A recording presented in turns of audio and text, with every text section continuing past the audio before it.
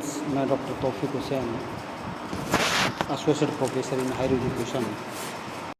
आज हम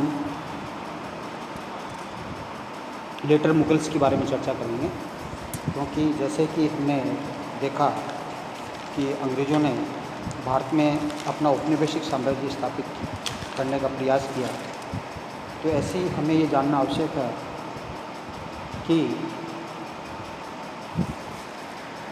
ऐसी कौन सी परिस्थितियाँ थी जिन्होंने अंग्रेज़ों को भारत में अपना औपनिवेशिक साम्राज्य स्थापित करने में मदद की। इसके लिए हमें 18वीं शताब्दी की राजनीतिक स्थिति को जानना बहुत आवश्यक है, और इसीलिए हम 18वीं शताब्दी के प्रारंभ में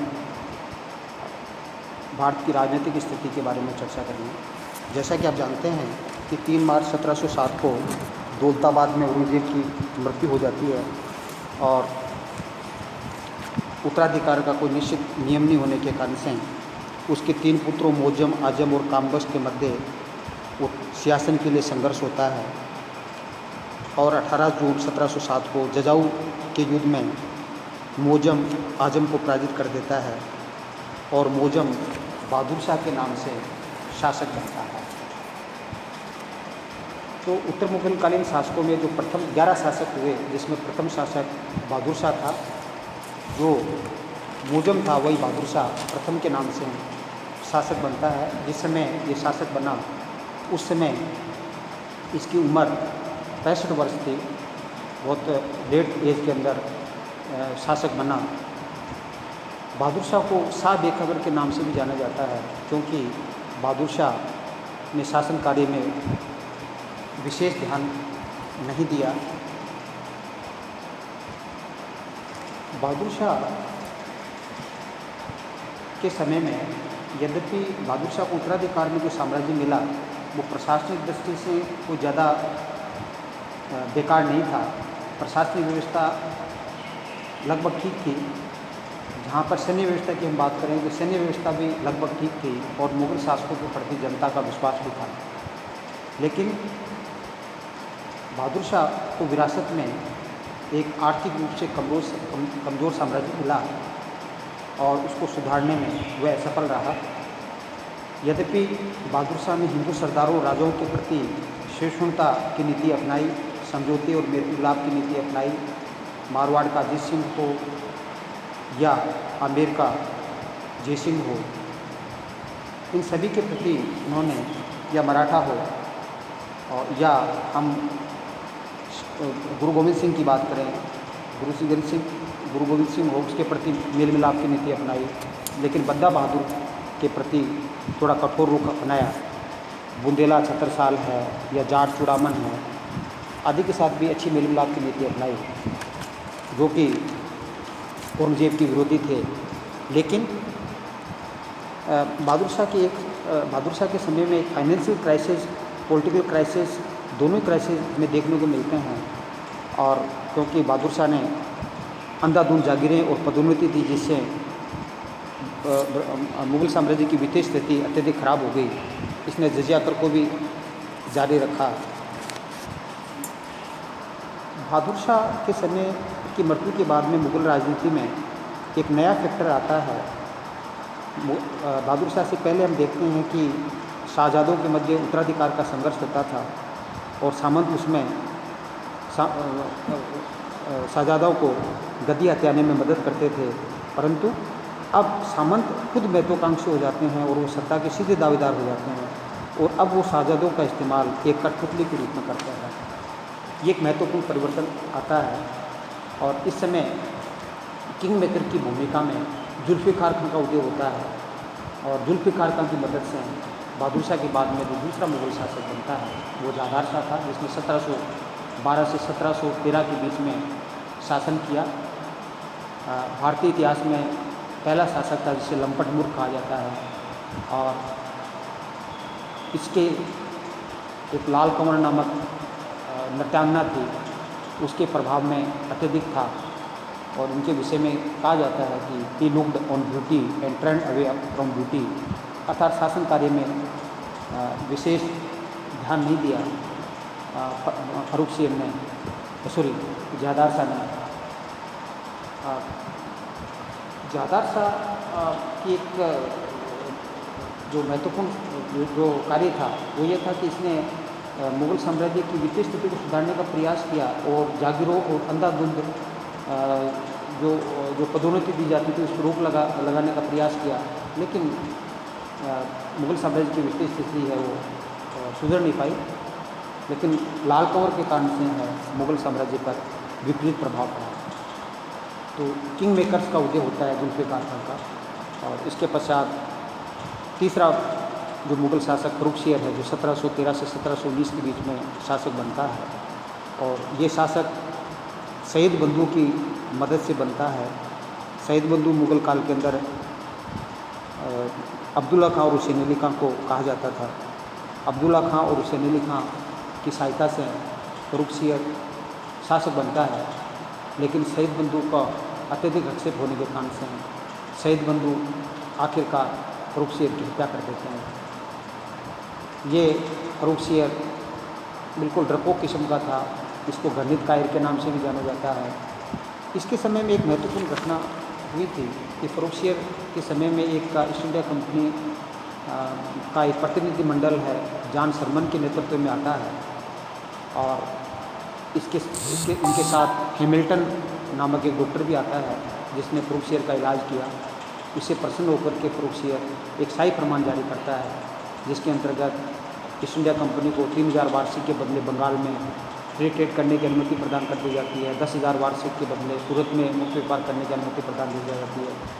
जो अंग्रेज़ों ने जो सिक्के डाले थे उनको मान्यता प्रदान की जाती है। इस प्रकार 1717 का जो फ़र्रुखसियर का जो शाही फरमान, जिसको कंपनी का मैग्ना कार्टा है वो कहा जाता है, उस मैग्ना कार्टा से ईस्ट इंडिया कंपनी को काफ़ी सुविधा वो मिलती है। फ़र्रुखसियर के पश्चात चौथा मुग़ल शासक रफ़ीउद्दर्राज बनता है, जो 4 महीने रहता है, और सबसे कम इसका शासनकाल था, और टीबी के कारण से क्षय रोग से इनकी मृत्यु हो जाती है। इसके पश्चात रफ़ीउद्दौला 1719 में शासक बनता है। वह भी पेचिश के रोग के कारण से उसकी भी मृत्यु हो जाती है। और उसके बाद सैयद बंधु की मदद से 1719 में मोहम्मद शाह रंगीला शासक बनता है, जो 1719 से 1748 के बीच में शासन करता है। मोहम्मद शाह के समय में सैयद बंधुओं का प्रभाव और ज़्यादा बढ़ जाता है, और मोहम्मद शाह के शासनकाल के अंदर मुग़ल साम्राज्य का डिसइंटीग्रेशन भी प्रारंभ हो जाता है। इसके समय में सादत का बुरहानुल मुल्क है वो अवध में अपने स्वतंत्र राज्य की स्थापना कर लेता है। बंगाल में मुर्शिद कुली खां, अलीवर्दी खां के नेतृत्व में एक स्वतंत्र राज्य स्थापित हो जाता है। हैदराबाद में निज़ामुल मुल्क, जब हैदराबाद में मुग़ल साम्राज्य की जो स्वतंत्र राज्य की स्थापना कर देता है, उसी के साथ मुग़ल साम्राज्य का वास्तविक डिसइंटीग्रेशन प्रारंभ माना जाता है। भरतपुर में मदन सिंह और कर्नाटक में सादतुल्ला खां और रुहेलखंड में वीर दाऊद एक स्वतंत्र राज्य की स्थापना कर देते हैं। तो मोहम्मद शाह के शासनकाल के अंदर मुग़ल साम्राज्य का डिसइंटीग्रेशन प्रारंभ हो जाता है। इसके अतिरिक्त मोहम्मद शाह के शासनकाल में 2 विदेशी आक्रमणकारी भारत में आते हैं, जिसमें नादिर शाह का नाम प्रमुख रूप से, जिसे ईरान का नेपोलियन कहा जाता है। इसके समय में 13 जुलाई 1739 को करनाल का युद्ध होता है, और उस युद्ध के अंदर नादिर शाह मोहम्मद शाह रंगीला को बंदी बना लेता है, उसको ह्यूमिलेट करता है, और उससे वो 17 लाख रुपये, कोहिनूर हीरा और जो पीकॉक थ्रोन है, मयूर सिंहासन है, वो लेकर के चला जाता है। और इस समय नादिर शाह ने इतना धन लूटा कि 3 साल तक वो अपनी जनता पर कोई किसी प्रकार का कर है वो नहीं लगाता है। तो मोहम्मद शाह के शासनकाल के अंदर मुग़ल साम्राज्य का अत्यधिक डिसइंटीग्रेशन हमें देखने को मिलता है। मोहम्मद शाह के पश्चात 1748 से 1754 के बीच में अहमद शाह शासक बनता है। इसका जो प्रसिद्ध वजीर था वो सफरजंग था, जो अवध का नवाब था। उधमबाई नामक महिला नर्तकी से इसने विवाह किया था, और वो राजकार्यों में उसका ज़्यादा आक्षेप था, और उधमबाई को कुर्सिया बेगम भी कहा जाता था। अहमद खां पर जावेद का हिजड़े का काफ़ी प्रभाव था, इसलिए दरबार में उससे ईर्ष्या की जाती थी। और अहमद शाह के समय में भी अफ़गानिस्तान के अहमद शाह अब्दाली राजस्थान के साथ अब्दाली का आक्रमण भी होता है, जिससे मुगल साम्राज्य को काफ़ी हानि पहुंचाई।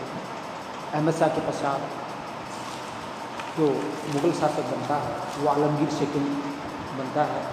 आलमगीर के सेकंड के समय में सिराजुद्दौला और ईस्ट इंडिया कंपनी के बीच में प्लासी का युद्ध होता है, तो युद्ध 1757 को, जिसमें ईस्ट इंडिया कंपनी वो सिराजुद्दौला को पराजित कर देती है और उसके स्थान पे मीर जाफ़र को है वो बंगाल का नवाब बना दिया जाता है।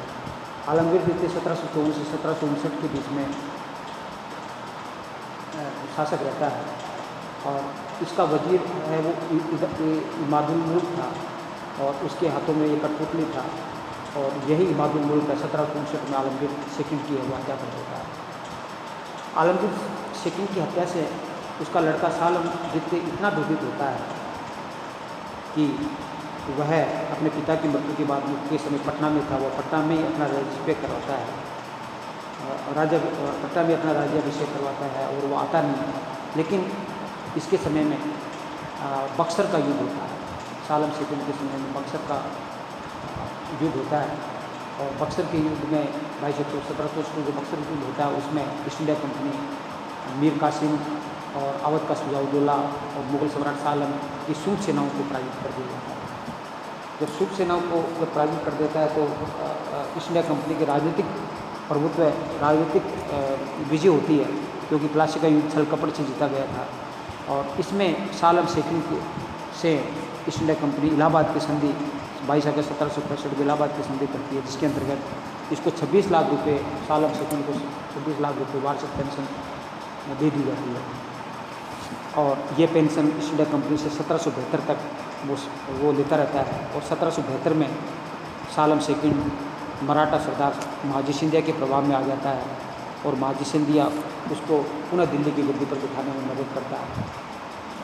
और इसके समय में सालम सेकंड के समय में पानीपत का तृतीय युद्ध है जो होता है 14 जनवरी 1761 को अहमद शाह अब्दाली और मराठों के बीच में।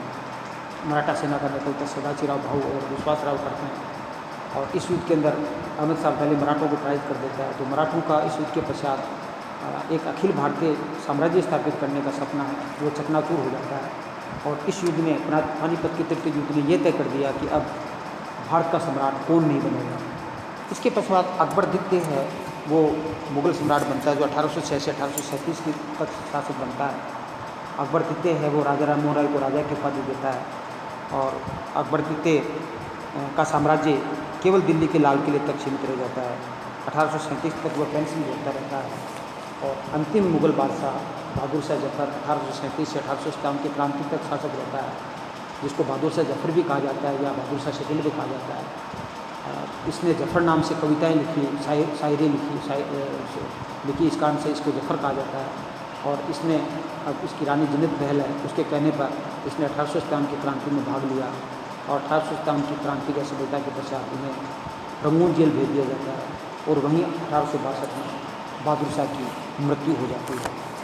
तो इस प्रकार हम देखते हैं कि 18वीं शताब्दी की राजनीतिक स्थिति है। औरंगजेब की मृत्यु के पश्चात 11 मुगल शासक शासन करते हैं और इन उत्तरकालीन मुगल शासकों के अंदर मोहम्मद शाह रंगीला तक थोड़ा बहुत ठीक था, लेकिन मोहम्मद शाह रंगीला के पश्चात नाममात्र के शासक ही रहते हैं और केवल जो भारतीय जनता है वो एक राजनीतिक एकता के रूप में इन्हें देखती है, इसलिए 1857 की क्रांति का नेतृत्व भी बहादुर शाह जफर को प्रदान कर दिया जाता है। तो इन शासकों के शासनकाल की जो कमजोरियां हैं, इनकी भोगविलासिता की नीति है, इनकी दूरदर्शिता की कमी के कारण से हैं, वो अंग्रेज़ है वो इसका लाभ उठाते हैं और अंग्रेज़ भारत में अपना औपनिवेशिक साम्राज्य स्थापित करने में सफल होते हैं। तो इस प्रकार अंग्रेज़ किस प्रकार भारत में अपना साम्राज्य स्थापित करने के लिए उत्तरदायी हुए, किस प्रकार अपना साम्राज्य स्थापित करने में सफल रहे, इसके लिए काफ़ी हद तक उत्तर मुगल काल की राजनीतिक स्थिति या उत्तर मुगलकालीन जो लेटर मुगल्स थे, मुगलकालीन शासक है, उनको काफ़ी हद तक उत्तरदायी माना जा सकता है। यदि वो थोड़े से बुद्धिमत्ता से काम में लेते तो शायद हमें अंग्रेज़ों को शासन स्थापित करने में थोड़ी समस्या का सामना करना पड़ता और हो सकता था कि वो साम्राज्य स्थापित करने में सफल नहीं होते। तो इस प्रकार 18वीं शताब्दी की जो राजनीतिक स्थिति है उससे हमें ये समझने में सहायता मिलती है कि 18वीं शताब्दी की राजनीतिक अस्थिरता है वो एक प्रकार से अंग्रेज़ों को साम्राज्य स्थापित करने में एक मील का पत्थर है, वो साबित हुआ। Thank you. जय हिंद, जय भारत।